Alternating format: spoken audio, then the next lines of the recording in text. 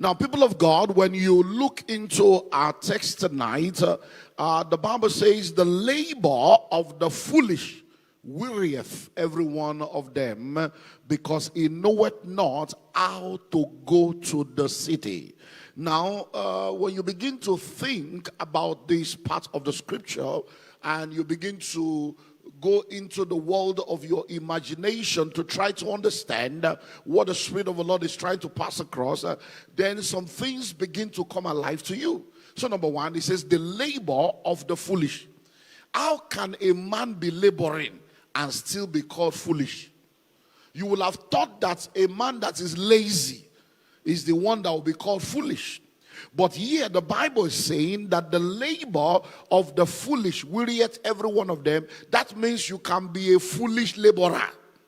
That means you can be laboring. You are sincere, but you are sincerely wrong. That means you can be working hard, but you are not working smart. So we see here a picture of a man that wakes up early in the morning. He picks up his hunting apparatus. He goes into the forest, and then he goes to hunt for a deer, hunt for an antelope, hunt for a squirrel, hunt for a meal. And then when he has succeeded in getting the deer, the antelope, or the squirrel, he does not know how to go to the city. Now that means that when he labored to get the antelope, because he has lost his way and he does not know how to go back into the city, he will not be able to benefit from his labor, because the antelope will be useless to him until it is taken to the market to be sold, or useless to him until it is taken to the kitchen to be cooked and sold. So when the Bible here is saying that the labor of the foolish wearieth every one of them, because he knoweth not how to go to the city, he's saying to us that when we labor and we don't know how to translate our labor into wealth, it is operating below the plan and the purpose of God for our lives. So when you begin to hear things about wealth creation, you realize that if you are ever going to become wealthy, there are three portals of wealth creation, three dimensions that you can engage in that can help you to become wealthy. Number one is the entrepreneurship portal, where you become an entrepreneur. You start a business, you run a business, and you become an employer of labor. So you are offering products and services, and you are offering value to the market, and then the market in return pays you for the value that you offer. But that is not the only way here for you to become wealthy. So when people begin to talk about entrepreneurship, because of the power of entrepreneurship and the importance of entrepreneurship, we have had a lot of people that have pushed this subject of entrepreneurship to the extreme. And that is one of the reasons why God began to inspire me sometime last year that it's time to release a book and be able to help bring balance to this subject. Because I started hearing things like, salary is what they pay you to forget your dream. And I'm like, okay. And I started hearing things like, everybody needs to go and start a business. You can't be collegiate. Everybody go and start something. Everybody go and start something. And then I kept asking myself, everybody cannot be an entrepreneur. And then as a pastor, I started realizing that we have a lot of young men in our churches today that are virtually jobless. And all they are saying is, I'm an entrepreneur. And then I'm asking myself, what was your turnover last year? You did the whole year. You couldn't do 10,000 Ghana cedi in a whole year. And you say you're an entrepreneur. And you have complimentary card. You say you are CEO. CEO over what?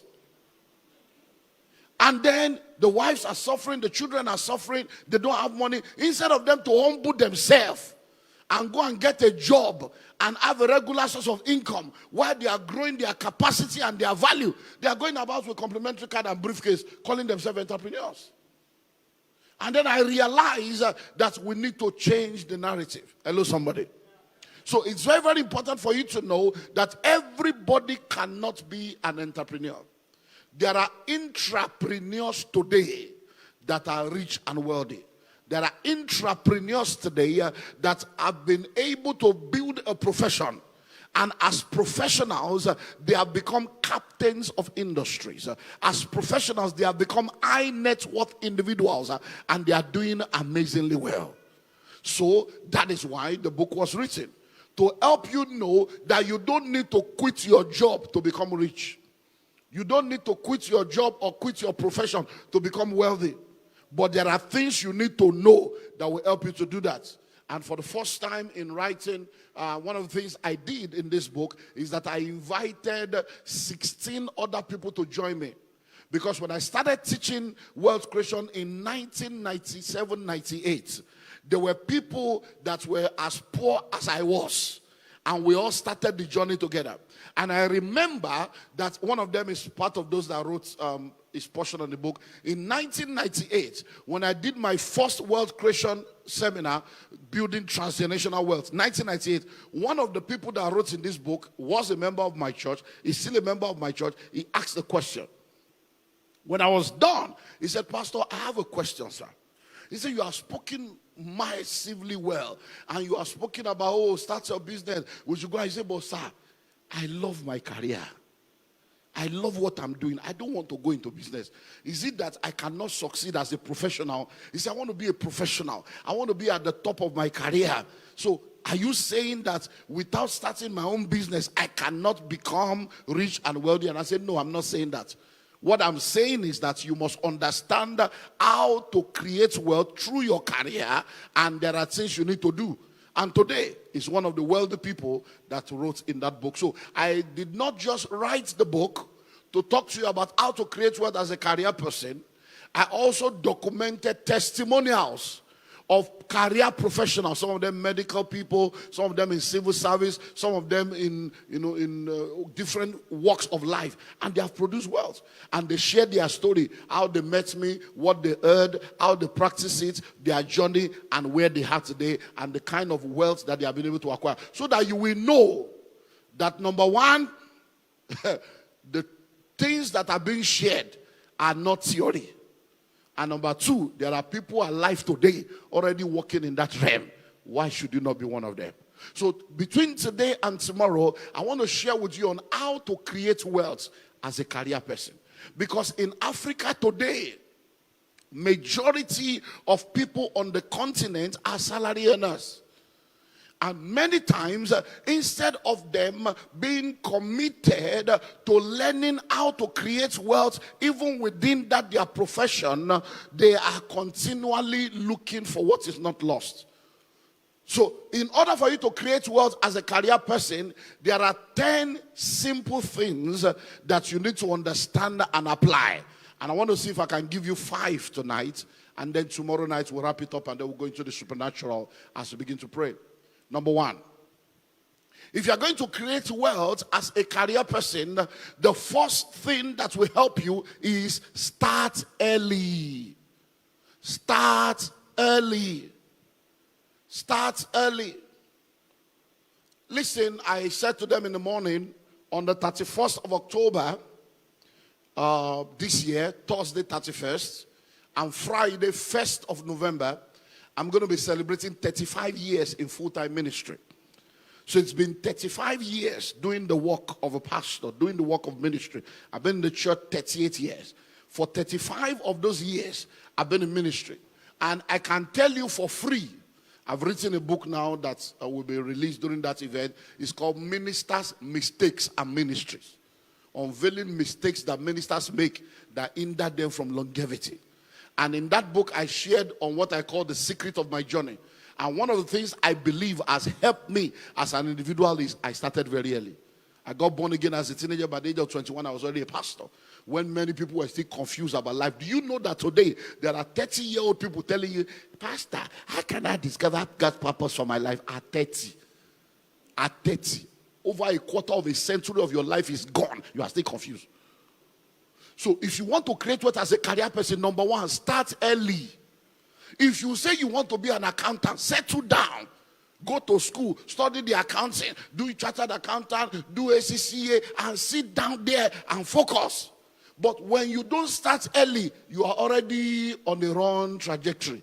And why do you need to do that? Now listen, you see, in the marketplace, There's what we call the pyramid of career progression and the pyramid of marketplace promotion.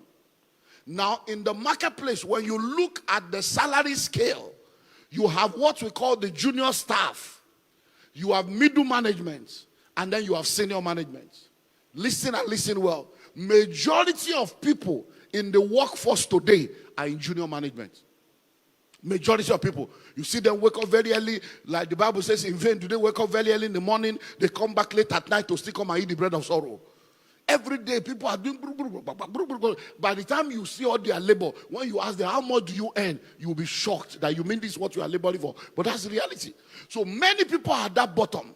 Now listen, for you to begin to earn something serious, and for you to begin to have some other leverages that will help you to become wealthy, you have to move into what we call the senior management. And before you can get there, you need an average of 10 to 15 years of productive engagement in that sector to get there. That's why you should start early. Because when you start as a trainee or you start as a junior staff, you may end up remaining at that junior level for the next 7 years.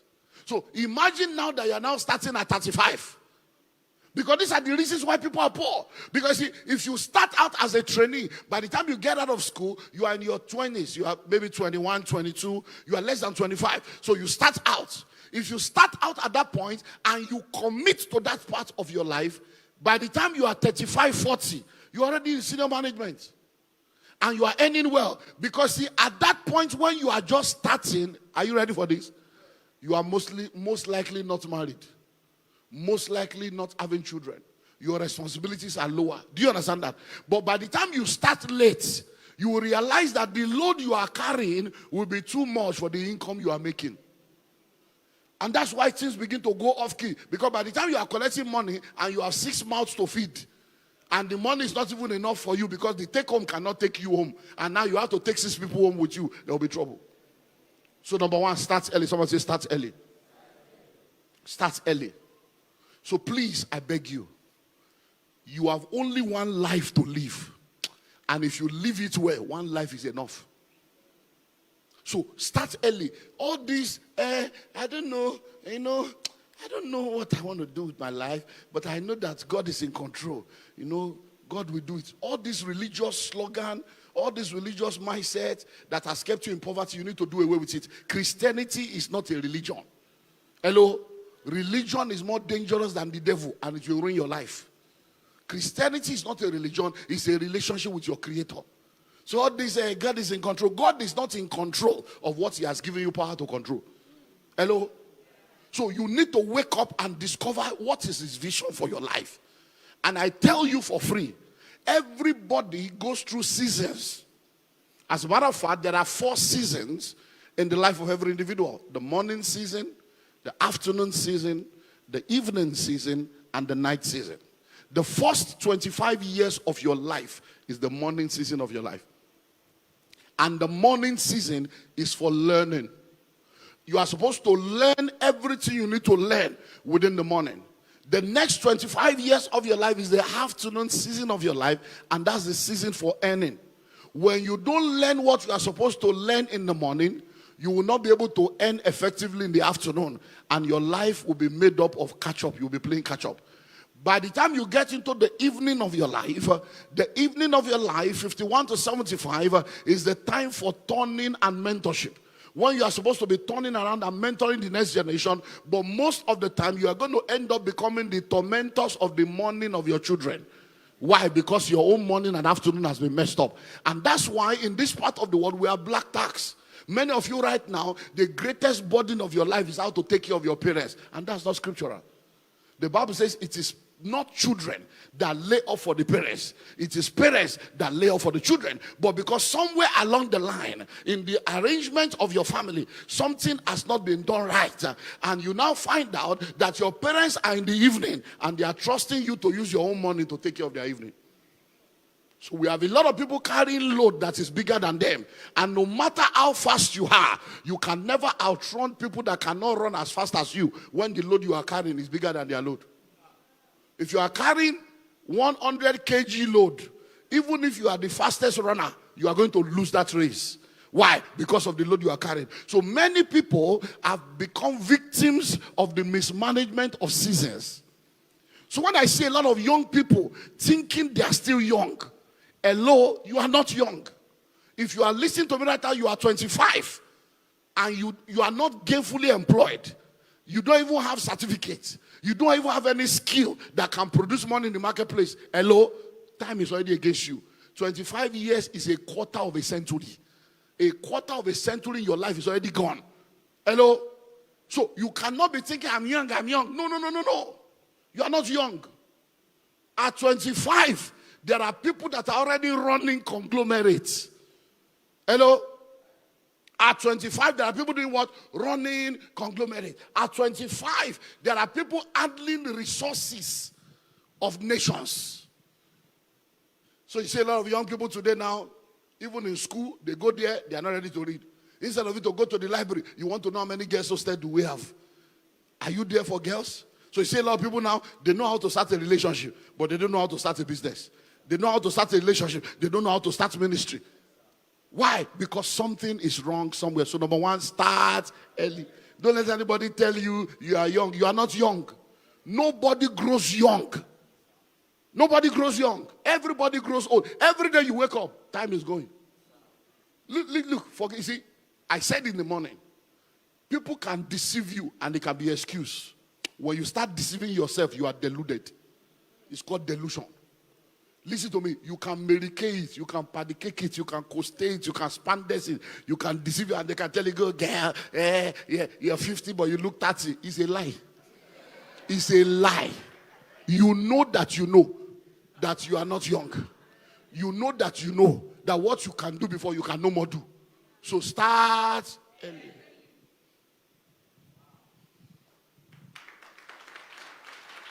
Number two. The second thing that will help you is once you start early, give it all it takes. Give it all it takes. The amazing thing is that a lot of people are employed now. When they were coming into the employment, they begged to apply. Once they have finally gotten the job, they become disloyal, they become disgruntled, they are now forming union. And you are asking yourself, you just beg for this job. Man of God, one of our ministers, some of the stories we see as pastors is very painful. One of our ministers just suddenly woke up one day. He had a job, correct salary. Just woke up one day and resigned from the job that he wanted to travel. Why do you need to resign to travel? Won't you get visa first? He resigned from a good job in a global conglomerate, a global brand, and went to embassy without even getting a letter from a global brand where he works. Hello? So they didn't give him visa. Of course, frustration sets in now. No job, no visa. Okay, let's see how we can help this guy. Since he's anointed, let's bring him into ministry and then, put him. So we put him on payroll. And everything was going on fine again. The next thing, he comes up again. God has called him to go somewhere. What is wrong with this? Okay, bye-bye. We released him. And then one level of suffering after the other. And then one day he calls, Daddy, I'm coming back home. God has told me to return. God has told me to return. Because many times people think that it is easy. Go and start. So I said, no problem. You are his son. You have not done anything wrong. So return. So the guy returns. But I said, now that you are returned, we cannot engage you. We can't use job to do welfare. No. So you have to go and look for a job by yourself. Oh, Papa, pray for me. So I pray for him. And then he called me one or 2 weeks later. Sir, he's working. What's the problem? He said, I have 3 offers now. 3 offers. I said, wonderful. Pick one by the Spirit. So he picked one. Managing a major hotel. I even went to the hotel to sleep. He was, I went there. I said, wonderful. And then 2 months later, Papa, they have sacked me. What did you do? You that were begging for a job. He said, we're in a meeting, and then I had to tell them they have to treat the staff right. You are going to do union. in a job you just got, less than 2 months. People that have been there for 8 years did not talk. You got there, you're now forming union. If it was easy to start a business, why did your father not start one? If it was easy to start it, why did your mother or your grandfather not start one and employ you? You went to school, now you come out, you are looking for a job. Who should create the job? Now you finally get the job. Instead of it to be humble, somebody is giving you salary, putting food on your table, paying your rent, taking care of your family. Instead of it to humbly serve the person and serve that organization with commitment, like a biblical Joseph, you are forming union. Hello? You have no idea what entrepreneurship is all about. Sometimes you will not pay yourself, you will pay people. Sometimes you go and take money from other businesses to pay people, and they will still be telling you the salary is not enough. Go and start your own. So the second way for you to create wealth is, once you start early, number 2, give it all it takes. Be the best, that when they are thinking of sacking people, your name will never come to mind. Be the best that you can be. Do more than you are being paid for. When you do more than you are being paid for, you will arrive at a level where you will be paid more than what you do. Because like I said, if you start early, you are most likely young. You are most likely unmarried. You are most likely having no children. So you don't really have too much responsibility. So you can even work and volunteer. If they say weekend, I'm there. You resume early, you close late. But you see this mindset, I can't come and kill myself. Can't come and kill myself. Just the play. You will end up dying of poverty, lack, and hardship. Hello, somebody. So you have to give it all it takes. Seest thou a man diligent? You labor, you work, you volunteer, you do all that needs to be done. Whether it is in your job description or it's not in your job description, do it. That's where you rise. I was ministering in New York years ago, and question and answer session, a lady asked a question. She said, well, what do you do when you're working in an organization and they just keep using you? She used the word using. They just keep using you. They tell you to do things that are outside of your job description, and they don't pay you for it. And you are doing the job of your boss, and they are not increasing your salary. So when she was done, I said, okay. I said, listen to me and listen well. If you don't want to be used, you will be useless. Hello? So that they are even finding you useful is a miracle. Don't you pray, use me, Lord, use me, Lord. God is already using you through men. I said, every opportunity you have to serve, whether you are paid for it or not, is an opportunity to build capacity and build skill. I said, do it joyfully, because everywhere you are today is preparing you for where you are going to. Life is lived forward but understood backwards. There are many things you will never be able to comprehend now. But when you go through, you can say, thank God I did this. Thank God I did that. Everything will now fit together like bones locating themselves in the valley of dry bones. That's what I told her. She said, okay, I can see. And then she went on. Do you know what happened? Apparently,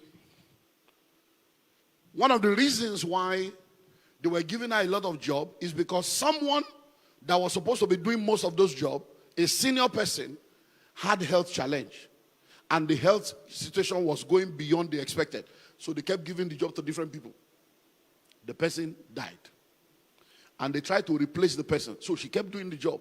And for almost a year, they could not get a right fit for the job. One day they were in a board meeting.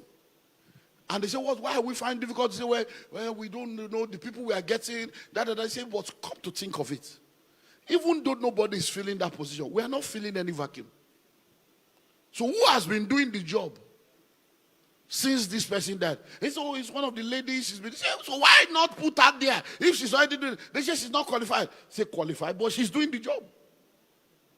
And that's how they invited her, spoke to her, and she got a promotion 3 steps above where she was supposed to be. She now went to church to give testimony. Our pastor now sent me an email and said, that member that asked questions, see what happened. So give it all it takes. Many of you are deceiving yourself. No, when I start my own, I will do it this way. I will do it that way. It's foolishness. It's better to rehearse with somebody's money. It's better to do it with somebody's time. When you make mistake, you will know you are not the one losing money. It's better to do all the experiments now. All those ideas, practice it in somebody else's business. Don't say you want to wait until you do your own. It does not work like that. So number one is what? Number two? Number three. Get all the certification you can get. Get all the certification you can get. Listen, my people. In the marketplace of life, they are looking for certificate and documents. Hello? As far as they are concerned, they need certificates. So whatever career path you have chosen, you cannot be in an HR, say, I want to be an HR professional, and no certification, no professional certification, no international certification. You just say, I have BSc. Shh. BSc is the new school cert. You have BSc. What's BSc? That has expired a long time ago. Masters is the new BSc. Hello? The last time you read was when you left school 11 years ago. You're already an illiterate, sir. You're already an illiterate man. Because many of you are just moving around. You left school 7 years ago. The world that existed before COVID is no more existing. So your certificate is useless. Hello? So get all the certification. There are a lot of courses you can do now. Short courses. A lot of free courses online. A lot of international certification. You can do all these things and it will help to prepare you for the market. Because when the market is looking for somebody, they are looking for certificates. Are you qualified? Listen, you know many people, some of you are even in that category, where you are doing a lot of things, but they are not paying you for what you are doing because you don't have the qualification. But you know you can do the job. That's the way this thing works. Look, when I started out, because I'm a pastor, I started realizing that a lot of things I could do and be paid for, people were not willing to pay me for it because they only saw me as a pastor. And I started realizing that I need to make adjustments in some of this formula. Because see, in the world that we live in, the Bible says the children of this world are wiser in their own thing than the children of light. And it says that when we go into the marketplace, we should be wise as serpents and gentle as a dove. So as I began to share with my members in the 90s, I realized that many of them were doing well. They were getting promotion. They would come and give testimony. So I said, come, all these things I'm teaching you people, you are going to work. Why not tell your office that I can come and train them? And they should pay me as a consultant. So many of them will now go. They will now come and say, hey, sir. They say, I should bring your CV. They say, we should bring your resume. I say, what's that? I'm anointed. I know this thing. They say, so I realized that even though I was teaching them, when it comes to the marketplace, it's not a pastor, doctor. No. It is, what are the certifications? So I say, okay. I studied building technology and quantity surveying. You can't put that one. I say, God. So I began to reorganize myself.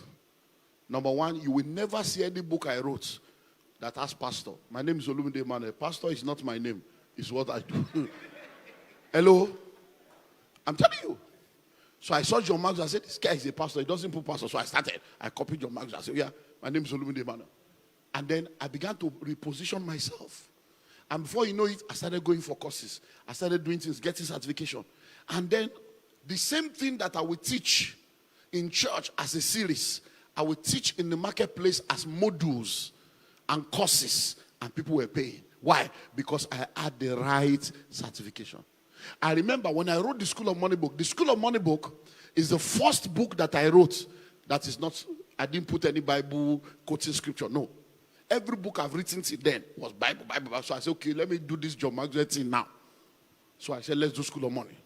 When I released that book, after writing the book, I knew that if I released the book, even though I was already rich, as I did, I was rich. I had properties all over the world. But they still need certificates. So I started looking for the top universities. Cambridge, Yale, Harvard. All that. I was applying. Even if it's 1 month course, let me just go and do something and put the name. So I kept the book waiting. Then, bam, I got an email from Harvard. Oh, come and do this. I said, oh, I jumped at it. There was nothing they were going to teach me there. I didn't need any lecture. I just needed the name legally. So I got there. And then the professor that taught me, I carried the School of Money manuscript. I gave to him. I said, I've written this book. The guy came to class the next day and said, where is Mr. Olumide? I said, he said, oh my God, you wrote the book. I couldn't sleep, man. You took sleep off my eyes. He said, what are you doing here? You should be a lecturer here. I said, I know. He said, you are not even humble about it. I said, it's not about humble. I know. It's not pride. I know that I should be a lecturer. I came, he said, so why are you here? I said, I need the logo of Harvard. I need the brand. I said, I came here for brand affiliation. So that when I put it, the Harvard graduate, people will say, oh yeah, he knows what he's talking about. Hello? And that's it. Came back, released the book. Listen to the story. Came back, released the book. I'm telling you, these things work. So I'm not telling you, these are things I have worked in. Came back, released the book. There is a major media platform in our country that I have tried to go on. 4 different times I've been rejected simply because I'm a pastor. They say, oh, no, this is not a religious platform. We don't need pastors here. We don't know. No. So when I released the book, they went to the same platform and said, there's a guy from Harvard that just released a book on School of Money. And they would like to come and promote it. Oh, Harvard. And they come and they say they have accepted. I say, they have rejected me for it. I said, no. We told them there is a guy from Harvard. I said, Harvard? Certificate. Oh.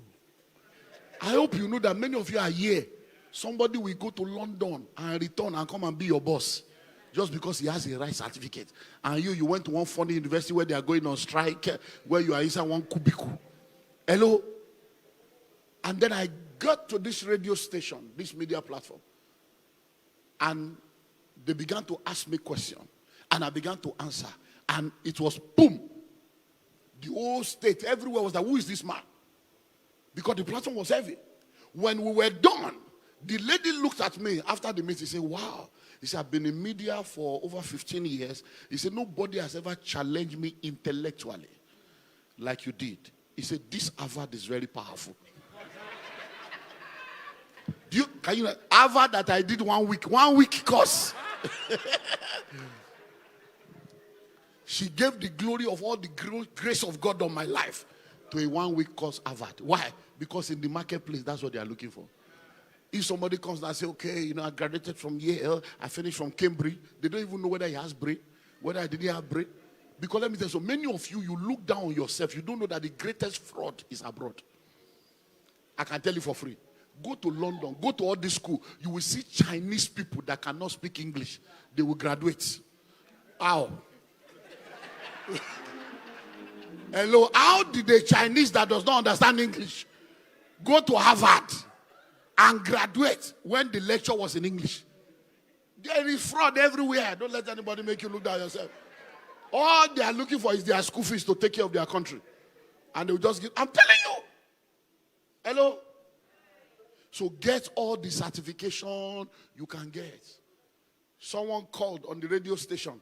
He said, hello, I love what the man is saying. I'm an Harvard alumni. And we support our own. Please tell him that I need 100 copies. I'm telling you, that's how the book started going, everywhere. Are you ready for this one? So I pick up the book. And I said, since this book is doing well, let me go around the world and publish this book and let people know. I came to Ghana. I did a launching in Ghana. Yeah, did a launching in Ghana. One of my friends there to me. You organized. So we did Ghana. So I sent to my friend, Molapo, very powerful guy in South Africa. I sent to him. I said, look, I want to come and launch this book. The Molapo in South Africa. I sent to him. When I sent to him, the next thing I got an email. I thought it was a fraud. He said, John Maxwell would like you to come on board. I'm like, the same John Maxwell that we have been reading since we were small. I said, come on board what? He said, well, that's what you don't know is that I'm actually in charge of John Maxwell Africa. And now when John Maxwell wants to go around the African continent, he has consulting jobs and they are looking for people to join them. But when they saw the book, they say, why will we bring somebody from Africa when there's somebody, a guru here in Africa? That's how they brought me on board. Listen to me. That's when I entered private jet for the first time in my life. We were on TBN. I was on TBN for like 2 years. We were going from, I was a consultant to 4 African countries. That's how we're going around. Now, where did all these things start? Certification. Hello? They were not carrying me around as Pastor Olumide Emmanuel. They were carrying me around as Dr. Olumide Emmanuel. So get all the certification you can get. Number 4, network strategically. What did I say? You have heard it said before that your net worth is determined by your network. Please listen and listen well. In this life, you don't go up, you are brought up. You don't go up, you are what? You are brought. The same way your parents brought you up, somebody must bring you up. In this world, there are gatekeepers that determines who enters and who stays.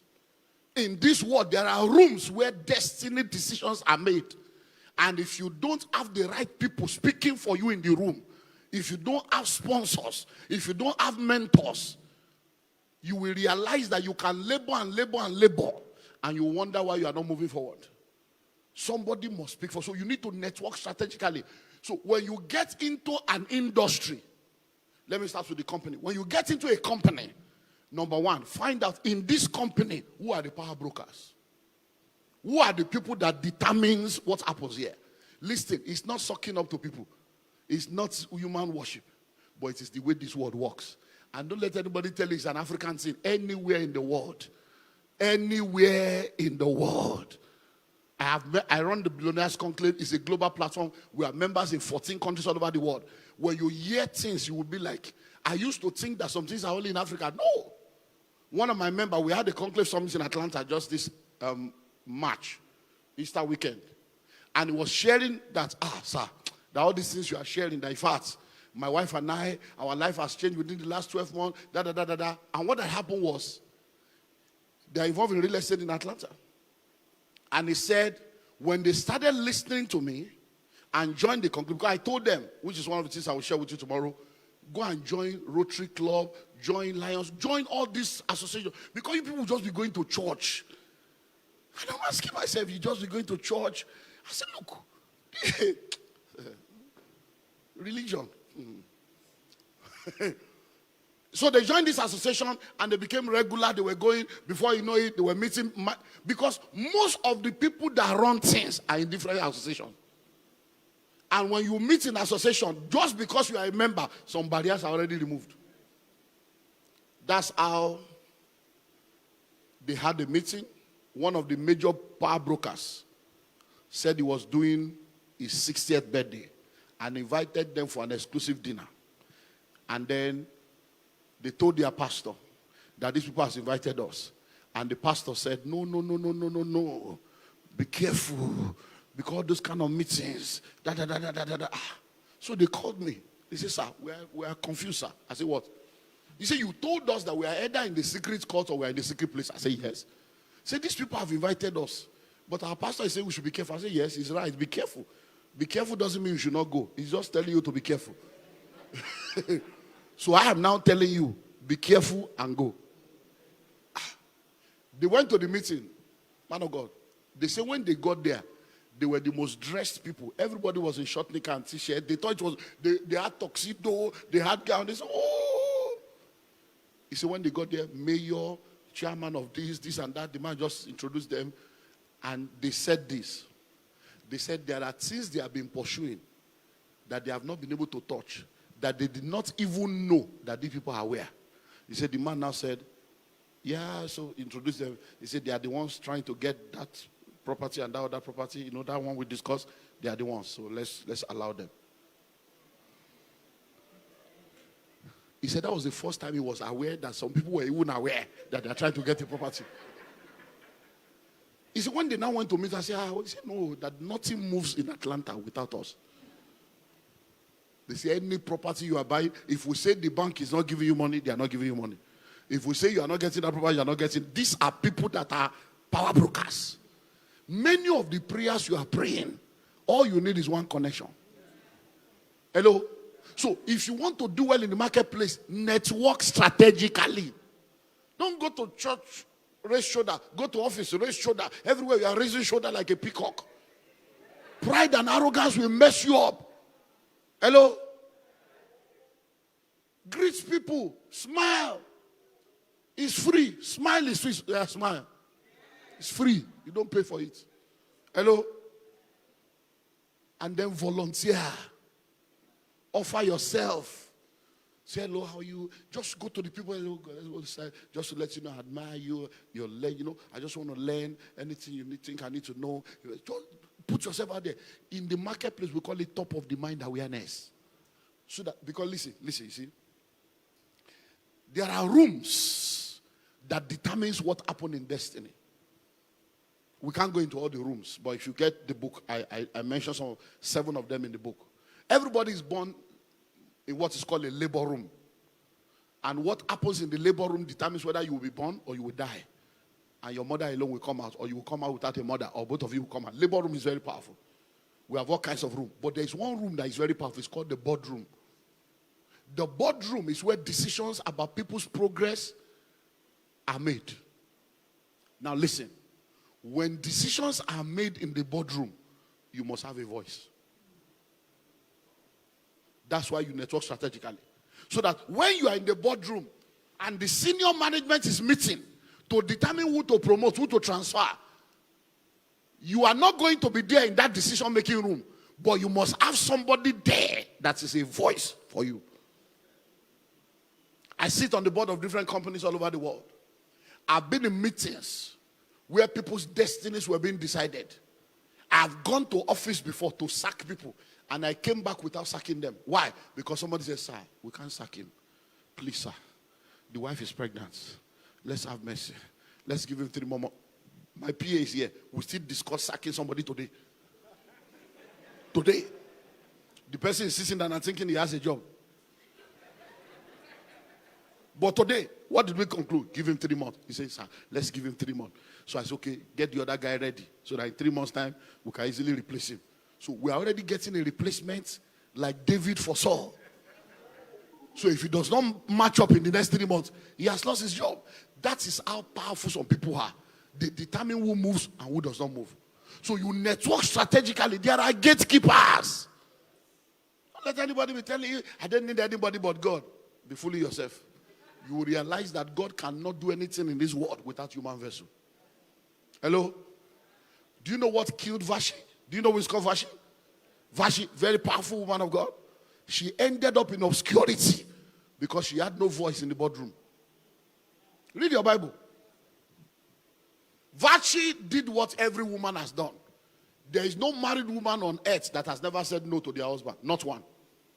All men know what it means to hear no. No in different no. No. No is normal. Hello? Whether it's bedroom no, whether it's decision no, there is no. We continue with life. I'm tired. No, leave me. Is it food? Is that what you want? Is that the reason you are thinking about? No problem. Hello?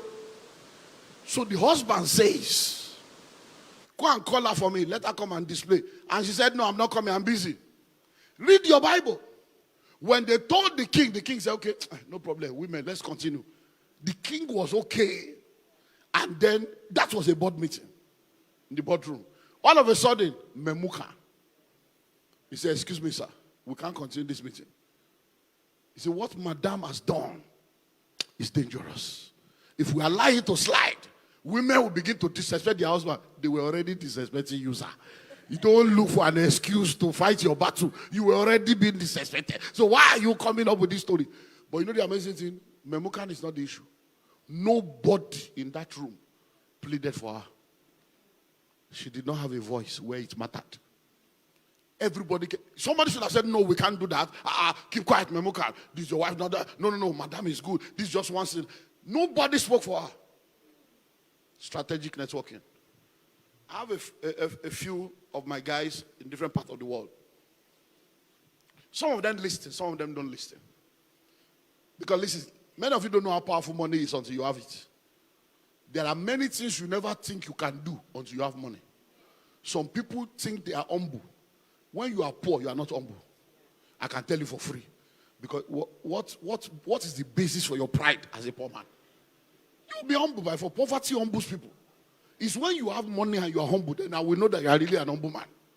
So some of these guys, when they begin to touch some money, even me, they won't listen. They'll be telling me, they'll be quoting, they'll be telling me, they'll have read some books. You will talk one, they will talk three. And me, I just keep quiet. I say, no problem. You will learn. So one of these, my guys, left Nigeria, went to one of these foreign countries to start a business. And then I started seeing his posts on social media, all the big things he said he was doing. Then I traveled down and I met with him. I said, come, who are the members of your board in this country? So he mentioned. I say, you don't have any powerful person on your board from this country speaking for you, and you're on social media making noise. I say, listen and listen well. There are some noise that will attract trouble, and you must be sure you have the backup for that trouble. I said, this noise you're making, shut up or back up. So that when you are making noise, you know that you have something backing you up. And I told him, get somebody from this country that has this capacity, that has this connection, put them on your board to become part of your board so that their name will be on your website. So that because they will start checking you, and when they check you, they see the name, they say, no, he has people. They will leave you. The guy said, no, we are going to take over. We are here to take over. I said, okay, foreigner, you are taking over. Okay. What I told him to do 3 years later, they came for him. He has left the country now. He has left that country. He has left the business, left everything. I said, what happened? He said, that I should have listened to your support. He said, now, when they now came for him, he now went to look for the people I told him to look for 3 years ago. The cheapest one he saw, man, said $100,000 per annum to sit on your board. $100,000 per annum to sit on your board. Something he would have done 3 years ago for 10,000, and he would not have entered that trouble. So what am I saying? Network strategically. So number one is what? Number two? Number three? Number four? Number five, where we close? Understand the business of your career. Understand the business of your career. Understand the business of your career.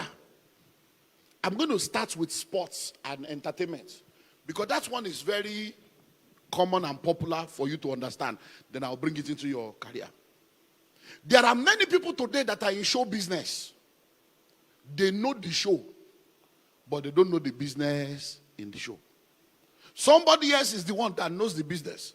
So you see them showing on social media with bling bling, but they are poor. They are celebrity beggars. Hello? But there are people that are the real power brokers behind the record label, the owners of the show, that are making the money. You know of a lot of footballers and sports people that will sign away their life, sign 5 years, sign 10 years. They took a guy from this Ghana here, took him to London. He signed £500 per week. He signed 15 years. From Ghana here, yeah, £500 per week. They did visa for him, took him to London, told him feeding, everything, because he was coming from poverty. £500 per week was like a breakthrough. They took him to London and started making £50,000 per week on his head. And then he started complaining, no, you have signed, sir. You have signed. Hello? You must understand. Do you know a lot of musicians today, when they are nobody and they want to be known, record label will sign them. They don't understand the business of that career. They enter. Now they are known. They now say, no, the man is using me. And then, if you don't want to be used, be useless. He's using you. When you were a nobody and they were signing you, and they were giving you house, giving you car, giving you uniform, and doing all that, and posting you. You didn't know they were spending money. Now you are now a big boy. Hello? So what am I saying? Are you ready for this? There is a difference between medical profession and medical business. There's a difference between legal profession and legal business. So every career profession, there is a business in that career. The real money is not in the profession. The real money is in the business of your profession. So you can be a medical doctor and be poor. But you cannot be medical supply business and be poor. Are you seeing the difference now? So you can be a medical doctor and you're going on strike. As asking for salary increment.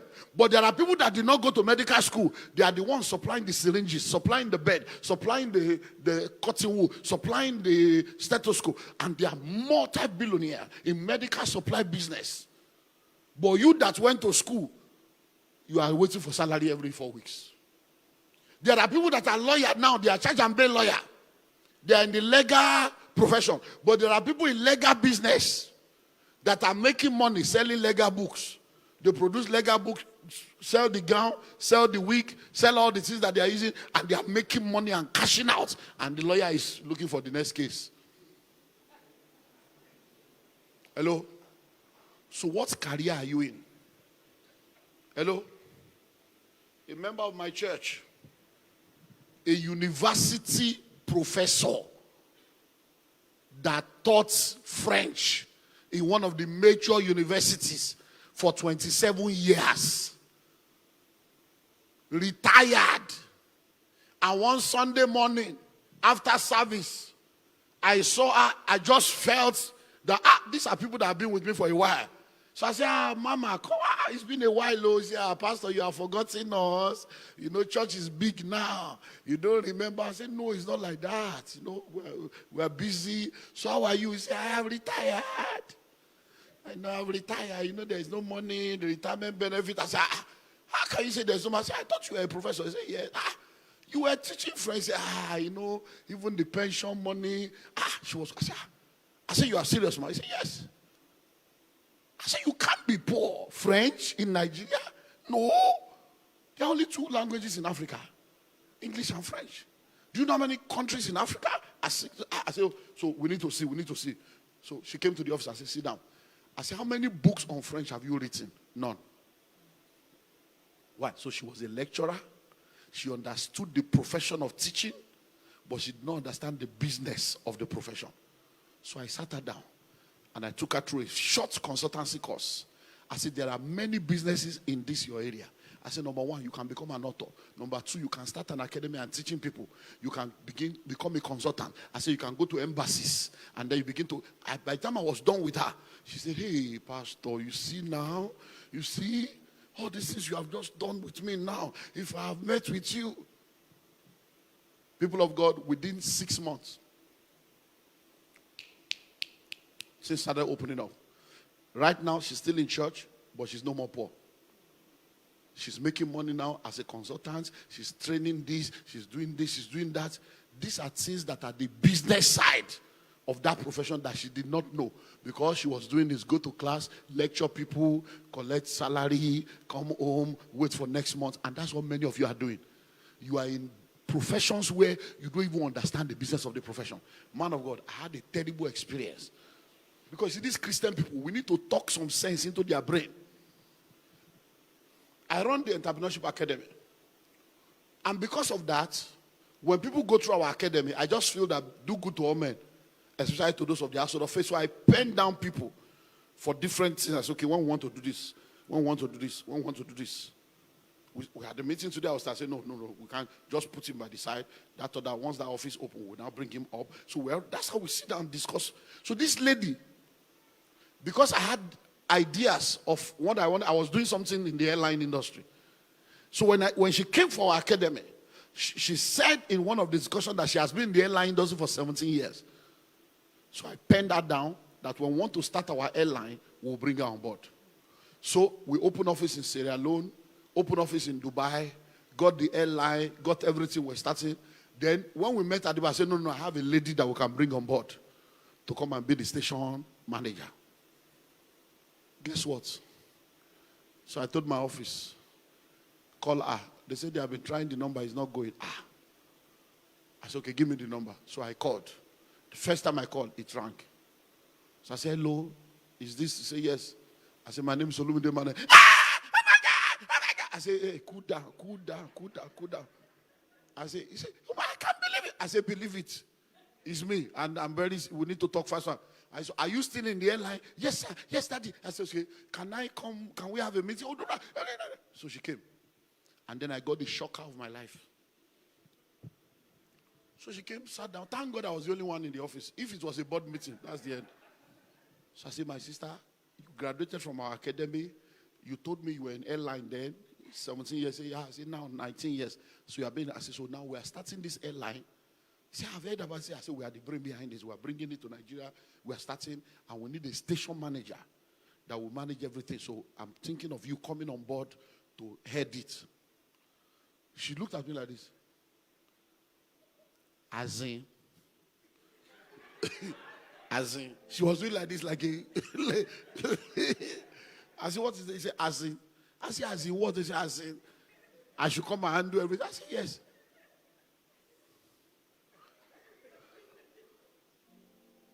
Man of God.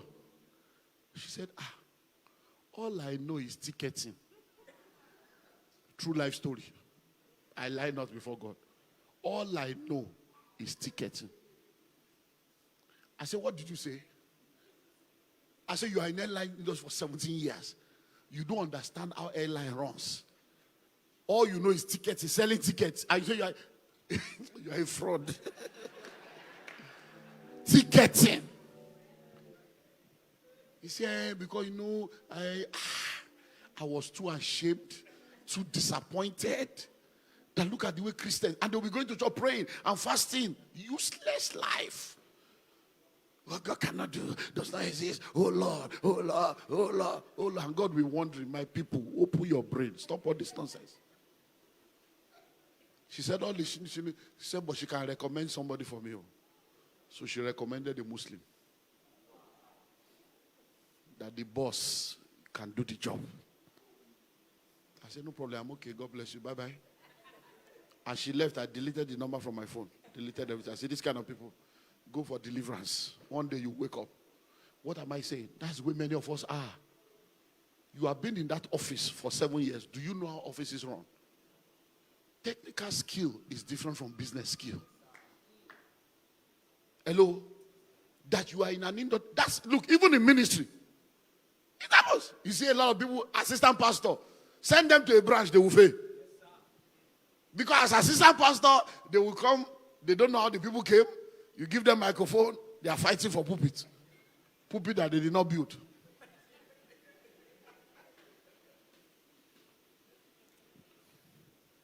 Because when you are not the pastor, you are a manager. You are not a leader.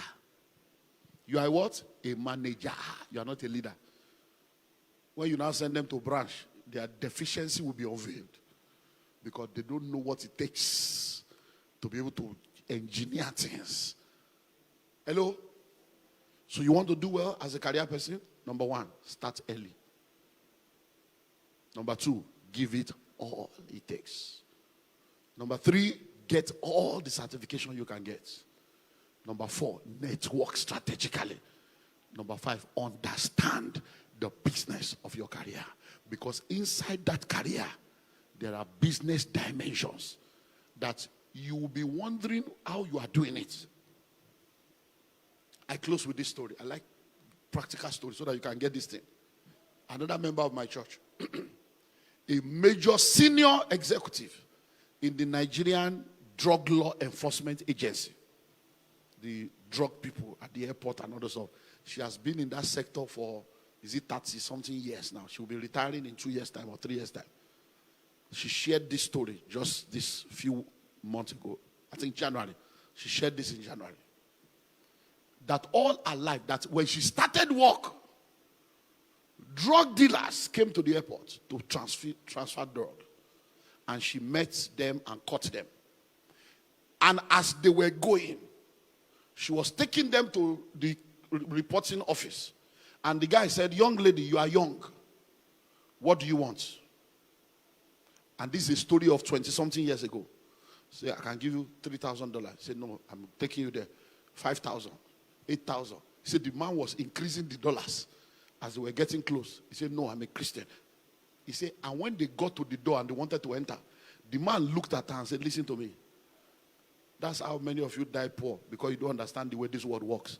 He said, listen, I'm going to go into that place. The money you refuse to collect, your boss will collect. And I'll be back, but you will remain poor. Hello? And they submitted the guy, handed him over. She said 8 months later or something, the guy came with another drug again to the same airport. I said, hello, how are you? You are still here? I'm out. No, I'm telling you how many of you. She said, so for over 20 years of her life, that she has been wondering. Then they joined our church a few years back. And she started hearing another kind of message. Because see, many of you don't understand. All this supernatural you are hearing. Supernatural is a combination of super plus natural. Hello? So she joined our church and then she started hearing a different message. She said she has been frustrated that God, I've served you all my life. Is this the way I will die? I retire poor. I don't have house. I don't have anything. Then I started teaching and she started hearing. And then she began to understand what I'm telling you now. That in that same profession, there's a career. And there's a business in that profession. And then, bam. She said, I'm involved in drugs. We see how terrible drugs has been. How come I've not gone to do a course on drug rehabilitation and have certification to help people come out of drugs and have certificate? That's how she started doing short courses. Now, she was sharing with us this January that within the last 2 years, the kind of money she has never made before, she's now making. Not from salary, but as a consultant. She's now consulting for different NGOs, consulting for different foundations, helping them to set up drug rehabilitation and this and that. These are the business side of that profession that the uniform will not give to her, but wisdom give to her. Rise up on your feet.